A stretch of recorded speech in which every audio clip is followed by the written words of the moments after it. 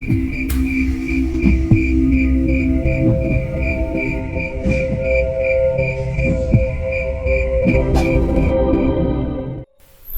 itu, selesai kami beradu di peraduan, Boyo langsung terlelap. Aku masih terbangun, dan aku merasakan seperti ada sesuatu yang tak enak di hatiku. Aku berjalan dengan masih tanpa busana, menuju cermin besar yang berada di kamarku. Aku memandangi tubuhku sendiri, dan melihat tiap lekuknya. Kusadari bahwa memang aku cantik dan berbadan bagus. Kuharap Boyo merasa beruntung telah menaklukkan hatiku. Aku menatap dalam-dalam wajahku dalam cermin.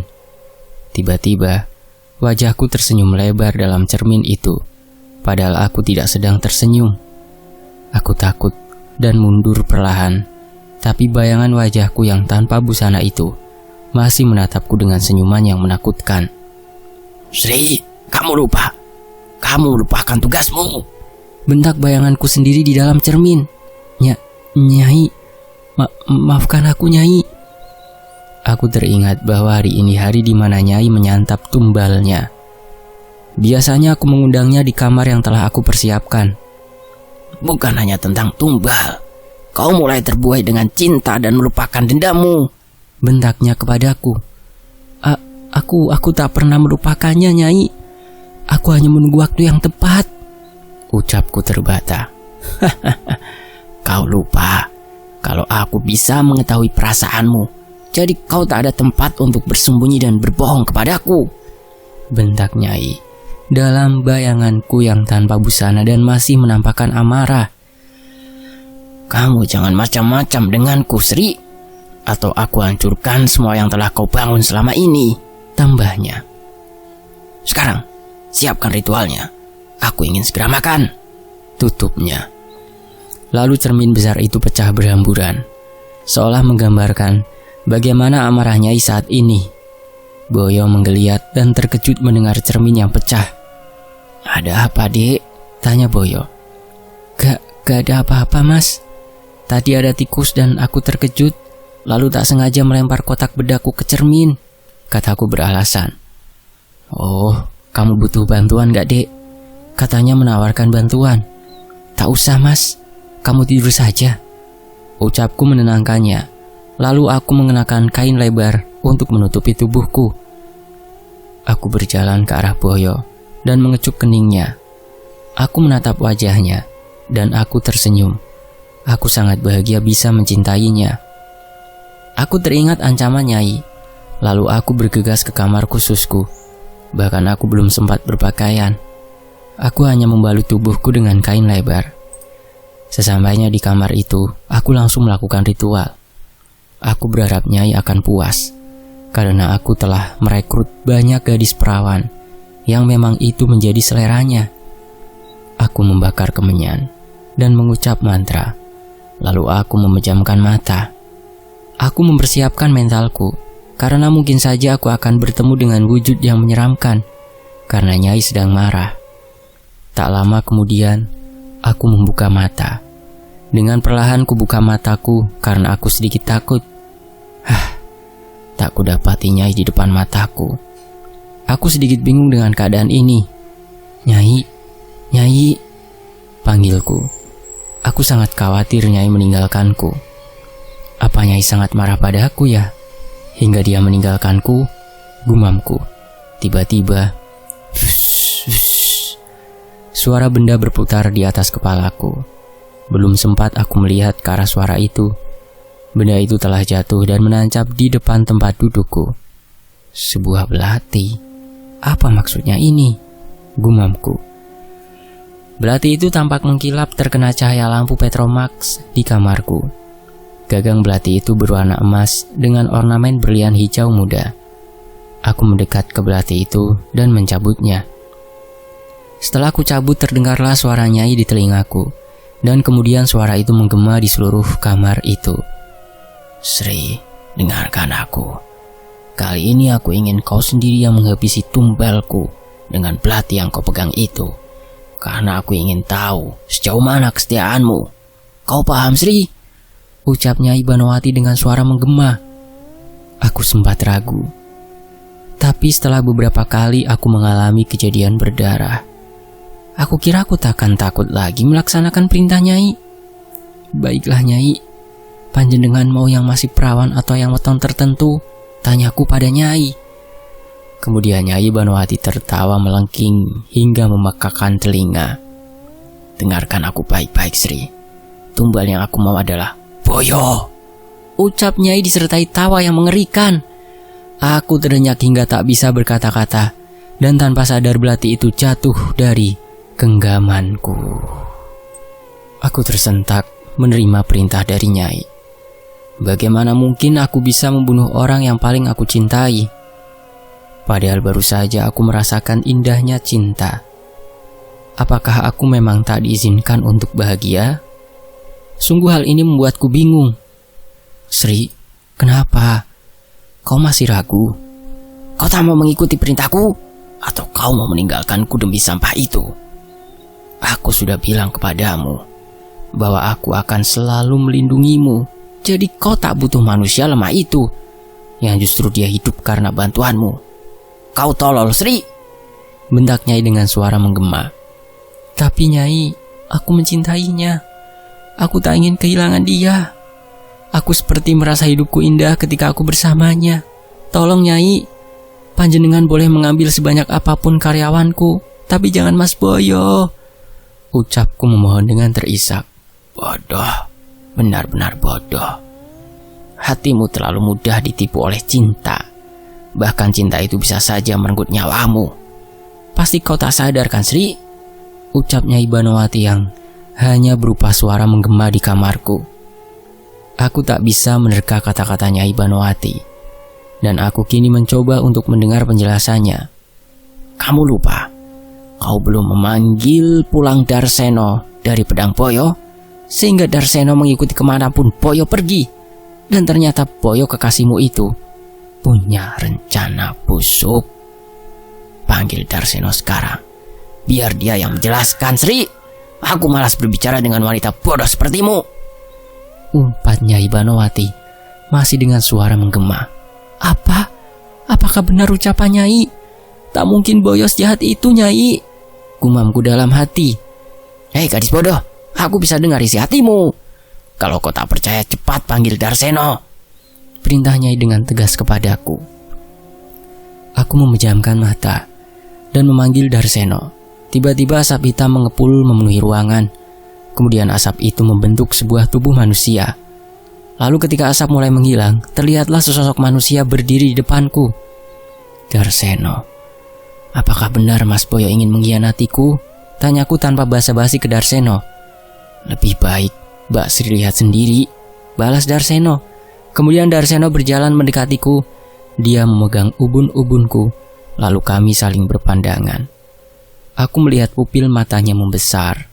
Matanya tak seperti mata manusia, namun lebih mirip mata hewan buas. Dan tak lama kemudian muncul kabut hitam keluar dari mata Darseno. Lalu kabut itu masuk ke dalam mataku. Kabut itu terus-menerus masuk ke dalam mataku. Tak lama kemudian pandanganku gelap, dan hanya kegelapan yang terlihat dari mataku. Aku merasa seperti masuk ke dalam lorong yang gelap. Lalu aku seperti berdiri di atas sebuah pijakan yang melaju dengan sangat cepat di lorong itu, hingga akhirnya aku menemukan cahaya. Cahaya itu sangat menyilaukan mata. Aku pun sampai menutup mata dengan lenganku karena aku tak tahan silaunya. Kemudian mataku melihat sesuatu tempat yang tak asing. Aku terkejut bukan kepalang. Aku melihat Boyo di depanku. Apakah ini pandangan dari mata Darseno? Baiklah, aku akan mengikuti semua ini, gumamku. Boyo berjalan ke rumah Harsono. Dia terlihat mengembalikan kalung gunung ke Harsono. Ini aku kembalikan kalung gunung kepadamu. Aku tak tahu di mana tempat tinggal mantan istrinya, dan aku juga belum sepenuhnya hafal daerah sini, ujar Boyo kepada Harsono. Bandit rendahan, kau tak mau mencari rumah mantan istri gunung, atau kau tak punya waktu untuk mencarinya? Aku tahu kau sedang sibuk memadu kasih dengan pelacur itu. Bagaimana? Nikmat permainannya sehingga kau melalaikan pesan gunung? Ujar Harsono dengan raut muka licik. Tapi aku bukan orang yang... Jangan kau potong dulu ucapanku, Boyo. Aku tahu reputasimu sebagai bajingan di lereng Lawu. Kau pembunuh, pemerkosa, dan perampok. Bagaimana mungkin orang sepertimu mau diatur oleh gadis bau kencur? Kau bodoh. Kau tak punya harga diri. Mana reputasimu sebagai Boyo, preman terkuat se-Jawa Tengah? Kau sangat menyedihkan. Kau malah takluk sama bocah. Bahkan temanmu yang berkalung tanah tak kau pedulikan. Dan kau malah kalah oleh cinta. Asal kau tahu Boyo, dia itu memang modalnya selangkangan.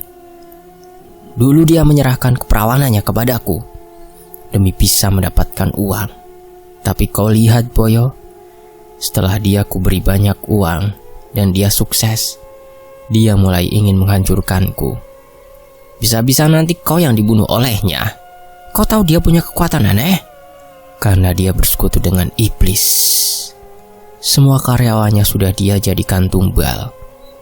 Aku tahu itu dari dukunku. Bisa-bisa besok kau yang dihabisinya, kata Harsono dengan menggebu. Terlihat Boyo seperti memikirkan perkataan Harsono. Aku sangat kesal mendengar ucapannya.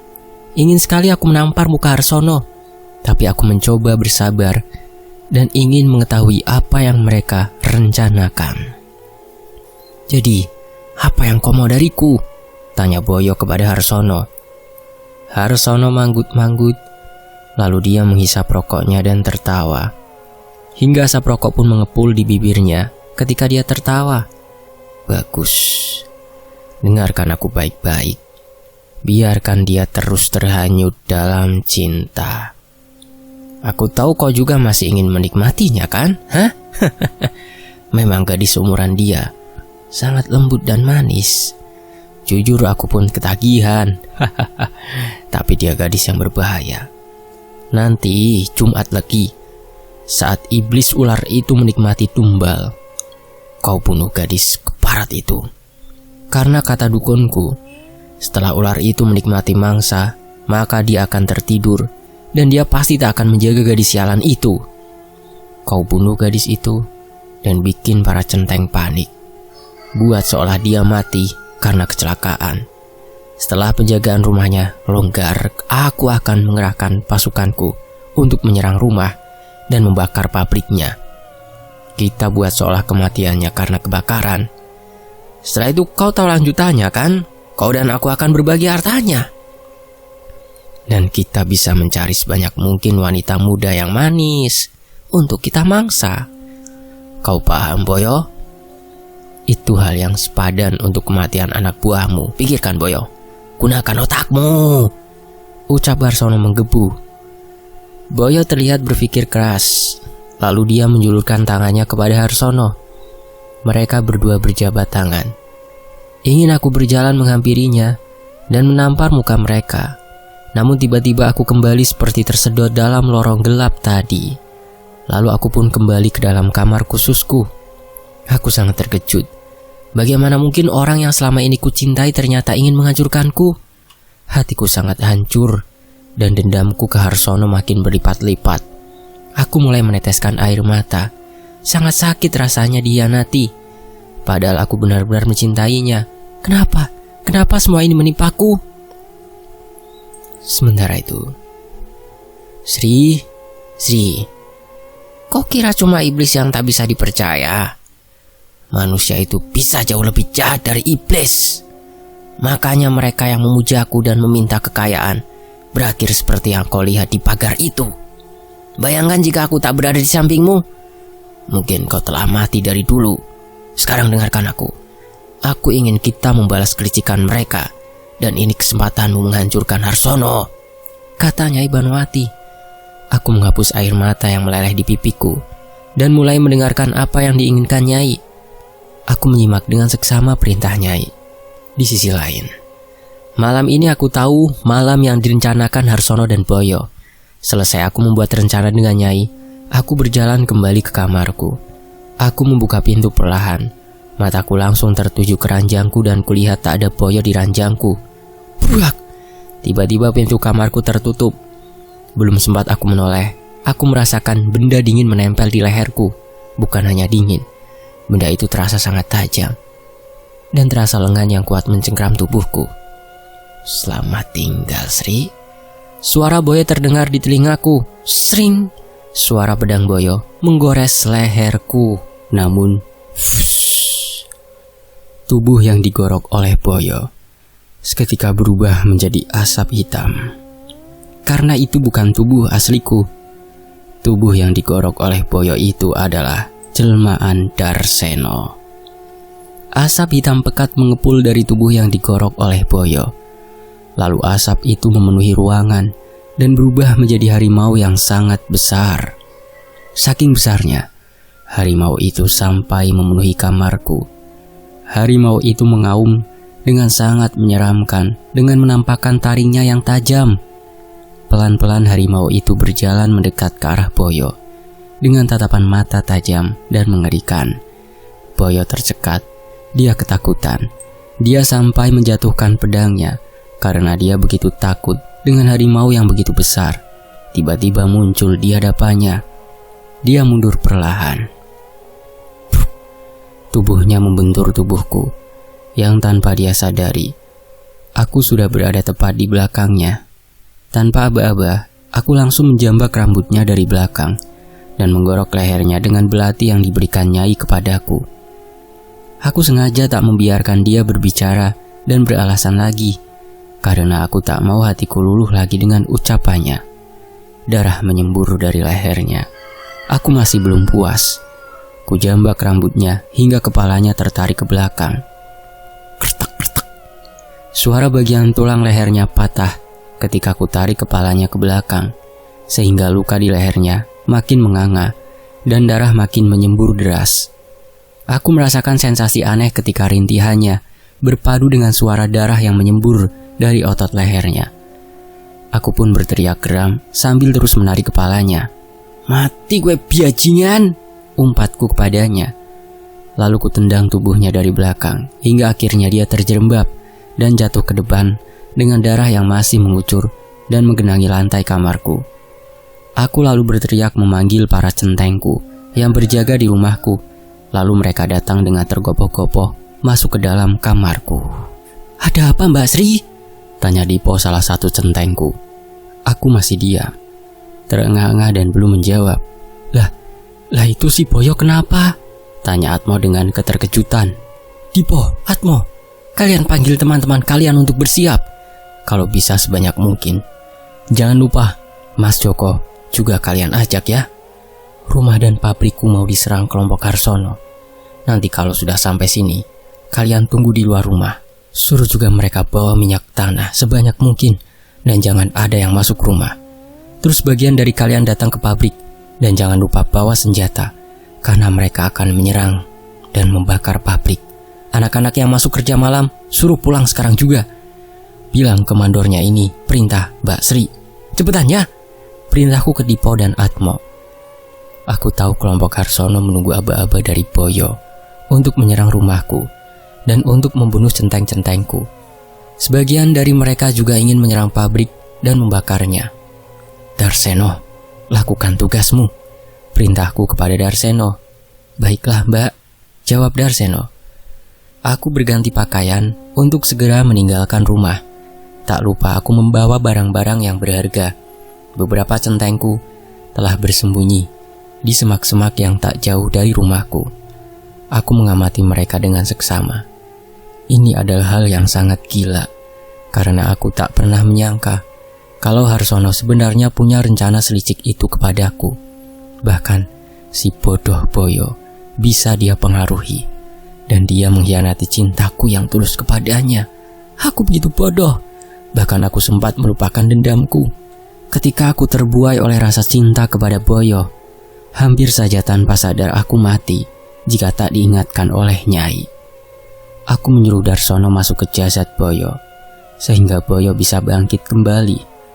Aku sempat berteriak kaget ketika melihat Boyo bangkit dengan kepala sengkleh ke belakang dan hampir putus. Hanya tinggal beberapa inci kulit yang menahan kepala itu untuk tidak putus. "Wah, dancuk kamu Darseno, hampir putus jantungku. Lihat kamu!" teriakku kaget. Darseno tertawa, lalu dia membetulkan posisi kepala itu agar kembali lurus. Meskipun beberapa kali masih miring atau terjatuh, dia juga membalut lehernya dengan kain agar luka itu tak kelihatan. Baiklah, kita jalankan rencana kita, ucapku ke Darseno. Aku segera berlari keluar untuk bergabung dengan anak buahku yang bersembunyi di semak. Aku juga melihat mereka menenteng beberapa jerigen bensin. Bagaimana Atmo? Apakah sebagian sudah di pabrik? Tanyaku kepada Atmo. Aman, Mbak. Di sini 20 orang. Di pabrik ada 34 orang. Di sana sudah di bawah komando Joko, balas Atmo. Bagus. Mudah-mudahan tak ada yang terbunuh, kataku. Aku pun bersiul memanggil Darseno. Lalu Darseno keluar dari rumahku dengan menenteng lampu petromak sebagai tanda ke kelompok Harsono untuk bersiap menyerang. Darseno mengangkat tinggi-tinggi lampu petromax itu agar bisa dilihat anak buah Harsono. Atmo dan Dipo sempat kaget melihat Boyo hidup kembali. Mereka hampir saja berteriak, tapi aku langsung memberi isyarat untuk diam, karena hanya aku dan mereka berdua yang tahu kalau Boyo telah mati. Tak lama kemudian, terdengar suara derap langkah yang menuruni bukit yang tak jauh dari rumahku. Untung saja mereka tak melihat aku dan anak buahku ketika tadi kami bersembunyi di semak, karena mereka lebih fokus melihat pintu depan, sedangkan kami lewat jalur belakang. Kulihat banyak sekali anak buah Harsono menuruni bukit dan menuju rumahku. Mungkin ada sekitar 20-an orang, dan semuanya bersenjatakan parang, golok, dan celurit. Gila, kalau Nyai tak memberitahu, pasti centengku habis dibunuh mereka, gumamku dalam hati. Karena memang malam itu hanya 6 orang centeng yang berjaga di rumahku, termasuk Atmo dan Dipo. Darseno yang merasuki tubuh Boyo segera menyuruh mereka semua untuk masuk ke dalam rumah. Lalu Darseno menutup pintu dan menguncinya. Setelah dia memastikan semua anak buah Harsono masuk ke dalam rumahku, tak lama kemudian teriakan para anak buah Harsono terdengar dari dalam rumahku, dan mereka tampak berteriak ketakutan. Aku tebak mereka melihat tubuh Boyo dengan kepala sengkleh sambil terus berjalan, sehingga itu membuat mereka ketakutan. Lalu dengan segera aku perintahkan anak buahku untuk menyiram rumah itu dengan bensin sebanyak mungkin. Anak buahku menenteng banyak jerigen dan mereka menuangnya dengan merata di semua sisi. Lalu kami pun berdiri tepat di depan pintu. Atmo, ambilkan aku obor, perintahku kepadanya. Baik, Mbak, jawabnya. Tak lama kemudian Atmo berjalan sambil membawa obor. Dia menyerahkan obor itu kepadaku. Aku menatap sejenak api yang menyala-nyala dari obor itu. Lalu aku menutup mataku. Bahkan saat menutup mata, bau daging dan rambut terbakar sudah melintas di pikiranku. Kalian bersiaplah. Jika kalian lihat mereka mencoba kabur dengan memecah jendela, langsung saja bacok. Tak usah banyak pikir, teriakku kepada anak buahku. Yo! Suara menggema dari anak buahku yang siap menaati perintahku. Aku berjalan perlahan, seolah masih berbaik hati memberi sedikit waktu hidup bagi mereka yang di dalam. Tepat di depan pintu, aku memandang sekali lagi rumahku. Rumah itu terlihat berdiri kokoh. Aku tak pernah membayangkan akan memiliki rumah sebesar dan sebagus ini, dan kini aku akan menghancurkannya. Aku mengingat betapa beratnya hidup kami ketika aku dan keluargaku hidup susah di gubuk dan kandang kambing. Aku membayangkan bagaimana sakit hatiku ketika aku dilecehkan dan ditipu oleh Harsono. Aku membayangkan bagaimana keceriaan dan kebahagiaan keluargaku hancur karena ulah pria brengsek itu. Aku membayangkan bagaimana perasaan cintaku yang tulus kepada Boyo dengan mudah dia hianati. Air mataku pun meleleh. Namun aku tetap menatap ke depan dengan wajah tegar dan kejam. Aku berjalan selangkah ke depan, lalu aku membuang obor itu tepat di genangan bensin yang berada di depan pintu. Seketika api kecil dari obor itu membesar terkena bensin. Lalu api itu makin besar dan mulai melahap bangunan rumahku. Bayangan api yang menyala-nyala terefleksi di mataku. Suara kayu-kayu terbakar terdengar nyaring di telingaku, layaknya sebuah suara alunan gamelan yang menenangkan. Teriakan para manusia juga mulai terdengar. Aku mencoba menikmati suara teriakan itu yang kini lebih seperti suara sinden yang merdu.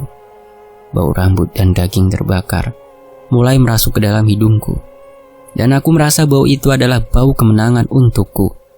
Perlahan-lahan suara teriakan mulai melemah seiring mulai hilangnya jiwa-jiwa mereka, dan aku berharap Nyai mengambil jiwa-jiwa mereka untuk menambah pajangan di pagar rumahnya. Atmo, Atmo. Aku memanggil Atmo yang nampak tak percaya melihat api yang bergeliat mengerikan di depan matanya. Iya mbak, ada apa? Balas Atmo terkesiap. Aku minta rokokmu. Kamu punya rokok kan Atmo? Tanyaku kepada Atmo. Ada mbak, tapi apa? Buruan sini, satu batang saja. Aku ingin menikmati sebatang rokok sambil melihat pemandangan api itu. Kataku kepada Atmo. Rokok saya, rokok tingwe mbak, kelinting dewe. Saya gak punya uang buat beli rokok punya mbak. Apa? Bukannya aku telah memberi gaji besar? Apa masih kurang? Tanyaku keheranan. Anu mbak, gaji saya habis buat judi. Hehehe. Balas Atmo malu-malu. Yowes, tingweh juga gak apa-apa. Sini, ucapku kepada Atmo. Atmo mengambil rokoknya dan menyelipkan di bibirku. Lalu dia juga menyulut rokok itu dengan koreknya. Aku menghisap dalam-dalam rokok itu. Kemudian aku terbatuk karena tembakonya begitu keras dan tak enak. Tapi aku tak peduli, karena bau daging terbakar ini sungguh tercium nikmat di hidungku. Aku mengembuskan asap rokok itu dan mengepulkan di udara. Tak lama kemudian, datanglah Mas Joko di sampingku. Sri, pabrik aman. Mereka berhasil ditumpas dan sebagian kita tahan. Lapor Mas Joko kepadaku. Aku terdiam dan masih menatap api yang menyala-nyala. Kulihat Darseno sedang duduk di pojokan sambil memegang sebuah kaki manusia, dan sesekali dia menggigit kaki itu dengan taringnya. Aku langsung berbalik dan menatap semua anak buahku. Ayo, kita menuju ke rumah Harsono, teriakku. Derap langkah kaki terdengar bergertakan ketika telapak kaki kami beradu dengan tanah yang berbatu. Langkah kaki yang menyiratkan kemenangan. Berbeda dengan langkah kaki 2 tahun yang lalu ketika aku berjalan di jalan ini menuju rumah Harsono untuk menyerahkan kehormatanku. Jalan ini adalah jalan yang selalu kuingat, jalan yang mengawali hancurnya kehidupan kami. Ketika aku begitu polos dan bodoh, yang dengan mudahnya ditipu oleh orang yang sangat biadab. Langkahku terhenti ketika aku sampai di rumah lamaku, rumah yang penuh kenangan, di mana kami begitu bahagia. Meskipun hidup kekurangan di rumah itu, rumah di mana aku masih bisa mendengar dan melihat senyum ibu dan adik-adikku. Kini rumah itu telah menjadi kandang sapi milik Harsono. Awalnya aku sempat berpikir untuk mengerahkan anak buahku, menyerang dan membakar kandang sapi itu sekaligus sapi-sapinya. Namun aku urungkan, karena aku punya rencana lain yang kuanggap lebih baik. Kami terus bergerak menuju rumah Harsono, dan aku juga mengingatkan kepada para anak buahku untuk berhati-hati, karena Harsono orang yang sangat licik. Pasti dia punya banyak rencana lain ketika rencana utamanya gagal. Dan aku yakin dia masih mempunyai centeng yang kuat di dalam rumahnya. Tiba di depan pagar rumahnya, aku menyuruh salah satu anak buahku untuk memanjat pagar dan melihat suasana di halaman rumahnya. Gimana? Apakah ada banyak orang di dalam? Tanyaku kepada anak buahku. Aman mbak, cuma ada 3 orang, balasnya. Bagus, mari kita masuk, teriakku kepada para anak buahku. Kami pun merangsek masuk dengan menendang pagar itu secara bersama-sama hingga roboh. Ketika pagar itu roboh, aku melihat pemandangan di halaman rumahnya. Aku teringat saat dulu aku masuk seorang diri, seperti hewan lemah yang masuk ke kandang harimau. Dan kini aku menjadi harimau itu untuk membalas dendam. Kalian lumpuhkan para penjaga itu. Kalau mereka melawan, bunuh saja, perintahku kepada anak buahku. Tak banyak perlawanan, para penjaga rumah Harsono bisa dilumpuhkan. Pandangan mataku masih berkeliling melihat halaman rumah Harsono. Aku mencium seperti ada hal yang aneh. kenapa rumah ini begitu sepi dan longgar penjagaannya? Seolah seperti membiarkan kami masuk dengan mudah. Aku berpikir dan aku diam sesaat membaca strategi apa yang dilancarkan oleh Harsono yang licik itu. Tiba-tiba aku tersentak dan aku baru menyadari bahwa kami berada di tengah halaman yang luas. Sedangkan halaman itu dikelilingi bangunan-bangunan rumah yang tinggi. Ada juga menara yang biasa untuk berjaga para penjaga sapi. Baru saja aku menyadari dan bahkan belum sempat aku bergerak, tiba-tiba terlihat dari pelupuk mataku sebuah benda tajam mengarah tepat ke keningku. Sekilas aku bisa melihat ujungnya yang tajam dan mengkilat. Benda ini melaju dengan sangat cepat dan ingin menghujam keningku. Sesaat aku tak bisa berpikir lagi. Dan kini aku hampir tak bisa menghindar lagi. Waktu seperti melambat, namun aku sudah tak ada waktu lagi untuk menghindari benda ini. Aku sudah pasti akan terkena benda tajam ini. Kemudian, krak! Seekor harimau melompat cepat dari sampingku. Bahkan tubuh bawahnya masih berupa asap. Hanya kepala dan kaki depannya yang sudah nampak berbentuk harimau. Harimau itu menggigit benda tajam itu, yang ternyata sebuah anak panah. Lagi-lagi aku diselamatkan oleh teman iblisku. Darseno menggigit anak panah itu hingga benda tajam tersebut hancur berantakan. Sehingga bagi orang yang tak bisa melihat Darseno, seolah anak panah itu hancur sebelum bisa menyentuhku. "Awas, kita dijebak!" teriakku kepada anak buahku, namun sudah terlambat. Kulihat banyak anak panah menghujami kami. Beberapa orang anak buahku lari tunggang langgang mencari tempat berlindung. Namun beberapa orang lainnya bertumbangan terkena anak panah itu. Lagi-lagi kulihat dari langit anak-anak panah itu turun menghujam ke arah kami. Darseno melompat untuk melindungi kami. Belum sempat Darseno mencapai anak panah itu, tiba-tiba dari arah pojok rumah Harsono berlari seekor harimau hitam yang sama besarnya dengan Darseno. Harimau itu langsung menyambar tubuh Darseno sehingga Darseno terpental ke tanah. Lalu kedua harimau itu bertarung dengan sengit di tanah. Untung saja benturan kedua harimau itu menghasilkan gelombang angin besar yang membuat anak panah yang dilepaskan oleh kelompok Harsono berhamburan ke segala arah. Dan bersambung dulu. Nantikan bagian berikutnya hanya di Fakta Sejarah. Terima kasih Mas Zaki Aisar, terima kasih teman-teman sudah menyimak sejauh ini di sini. Demikianlah lahirnya sang hamba iblis di Fakta Sejarah. Nantikan bagian berikutnya ya. Saya pamit dulu, assalamualaikum. Terima kasih semua.